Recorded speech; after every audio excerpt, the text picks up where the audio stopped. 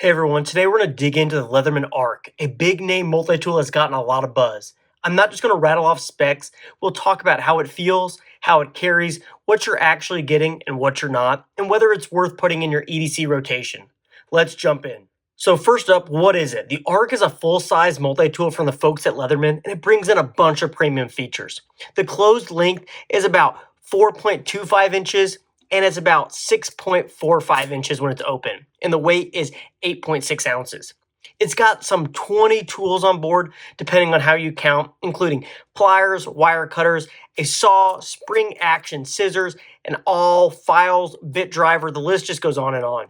The big standout here is the MagnaCut blade. They use CPM MagnaCut steel with a DLC diamond-like coating for high edge retention and corrosion resistance. When you pick it up, it feels premium. The materials look good, the deployment is smooth, and the one-hand opening, due to the free technology, has that really satisfying action. Let's talk tool by tool in more practical terms rather than just bullet spec lists. The pliers plus wire cutters are right there in the core. If you use multi-tools for real work, wires, zip ties, general wrenching, then these will get used a ton. It's also really nice that Leatherman included replaceable wire cutters should these ever break. Up next, the knife. Having that MagnaCut blade means that if you cut a lot, paracord, cardboard, etc., you'll really notice a difference over time. Less sharpening and better durability. It's also worth noting Leatherman finally included a thumb stud here, so deploying the blade with one hand is much more simple. The bit driver is also a fantastic addition, as instead of being stuck with fixed screwdrivers, you get a kit of bits, which adds much more flexibility. I will say I do not believe this comes with a bit kit, so it is something you have to pay extra for, but more on that later.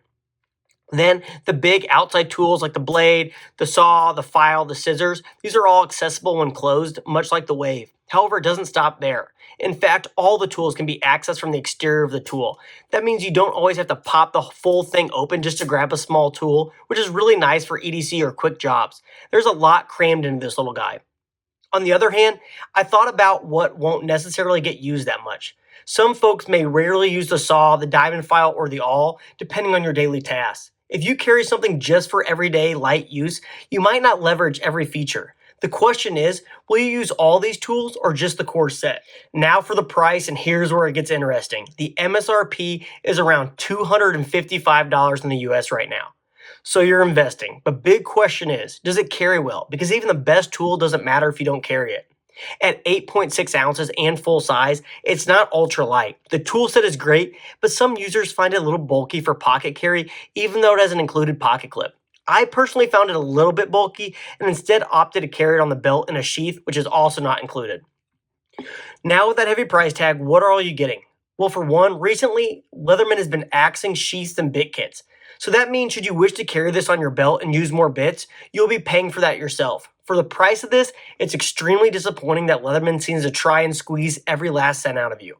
So the bottom line is, if you're going to carry it all the time, think about how you'll carry it, how often you'll use most of the tools, and if the weight/size fits your EDC style. Let's sum up what I like and where some of the trade-offs are. Pros, premium materials. The MagnaCut blade and the overall feel of the tool feels very top tier.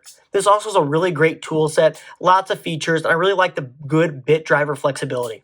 Another thing I really like is the one-hand access/outside tools. You don't need to always open the tool to get something. Really love the one-hand accessible scissors the most, actually. And also the build quality for the price you're getting is really robust. Now from the cons. Of course it's pricey. For many users, this is a very big jump up. $255 is not cheap by any means. You can buy a whole lot of other gear for this price. If you could live without the MagnaCut blade and the one-hand access, snagging a Wave could save you around $100. I even did a video comparing this to a Wave, and you can see some of the pros and cons there. Another thing is the size and weight, maybe more than some users would want. Carry comfort really depends heavily on your setup, sheath, clip, pocket. I personally found it a tad bulky when in the pocket, even with this pocket clip, so just something to keep in mind. And then some of the tools you may never use. The kitchen sink approach means you'll carry a lot of stuff. So is a Leatherman Arc worth it? My take, yes and no. If you're a serious EDC user and you do carry a multi-tool and you'll use many of these features and you value premium build and long-term performance, in that case, the extra cost makes sense. If you're more a casual user, maybe you carry something simpler or you only use a few tools every day and the rest just sit idle, then you will certainly get a much better value with a lower price model and still be happy. Given my channel, EDC Gear, Everyday Carry, I know you care about tools like this. In my opinion, I think this is a very great multi-tool, and it's my favorite to carry every day. It's just really hard for me to recommend it at its current price point. I love the free technology, but other than the Magna Cut blade, is this truly a worthwhile upgrade over my free P2 or Wave? I'd honestly say no. I personally would not buy this at the current retail price, and I was fortunate enough to find this for around half that on a Facebook group. And that was just a really tough pill to swallow in itself, but being the gear collector I am, I've always been curious about this, and I just wanted to try it out. It's very nice, but it seems rather excessive. Get yourself a Wave, or even better, a free P2 or P4, and you'll be much more better off. Alright folks, thanks for watching. If you like this breakdown, hit that like button and subscribe if you're new here. And let me know in the comments, do you carry a full-size multi-tool? What's your must-have tool in it? And I'll see you in the next one.